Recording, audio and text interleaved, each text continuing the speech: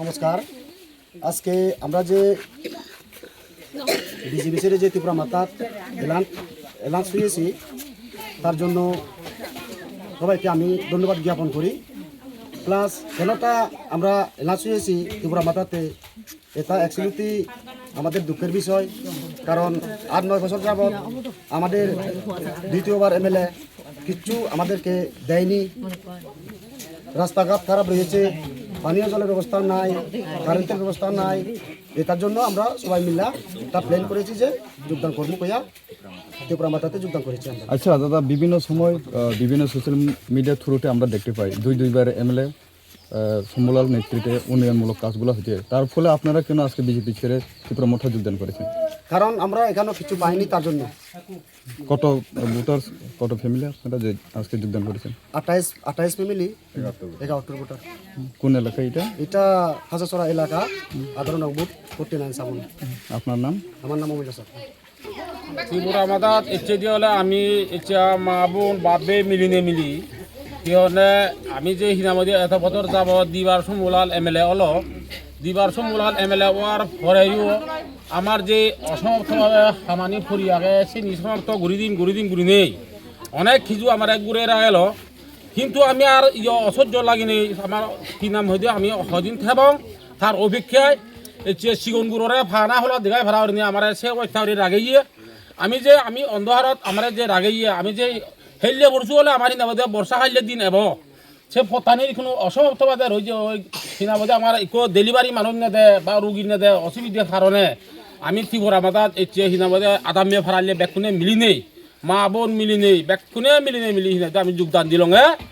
এলাকার উন্নয়নমূলক যেহেতু আমি গরিবের চেষ্টা করি দিয়াই সে চেষ্টার বিনিময়ে আমার ত্রিপুরা মোতায় হিনাবাদে আমার সাহায্য সহারি করিব আমি সে আশা দৃঢ় বিশ্বাস নিজেই হিনাবাদে আমি এটা এলাকাবাসী বেকুনে হিনাবাদে আমি শান্তি শৃঙ্খলা সুশৃঙ্খলা করি যেমন তেওহারি এতে হিনাবাদে এই ত্রিপুরা মাথা লই আমি হিনাবাদে হাম করি আমি যেমন সুব্যবস্থা ফেই এই সেন আমি আশা রাখলাম ত্রিপুরা মাথা এদু এটা রাজা এদু হিনাবাদে সে আশা রাখে নেই আমি ইয়ত হিনাবাদে এটা যোগদান করলাম।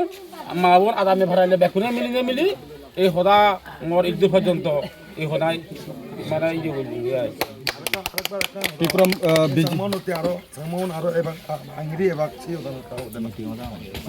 আরো যে বাকি রোজন হয় পরিবার জীবনে নাই। কারণ আমি তো দীর্ঘদিন যাবৎ সিবিএমও করছি, যে কোথায় বিজিবিও করছি। বিজিবি সিবিএম করতে সিবিএম আমার হিনামতে দোকানে সেরতে আমি বিজিবি দিয়ে নতুন আদালত বিজিবি হয়েছি। সেই বিজিবি আমার আরো দোকা দিয়ে সরু আরম্ভ লাগাই গিয়ে কোনো আমি এখন অন্য অর্থ আমার বুড়ো দক্ষিণ মনে করি খেলাধুলা করার লাগে গিয়ে আমার লোক এলাকাবাসী মানুষে সেনতে আমি হিনার মধ্যে আমার আরো অনেক কিছু পরিবার এখন সিউনি আরো ফরাই দি যোগদান দিবার মানে আমি আশা রাখি যে। বিজেপি থাকাকালীন কি দায়িত্ব ছিল আপনার? বিজেপি থাকাকালীন এই সাধারণ মতো কি হয় গুরুর বিচার হিসেবে দায়িত্ব আছিলাম। আপনার নাম? আমার নাম গোবিন্দ চাকমা।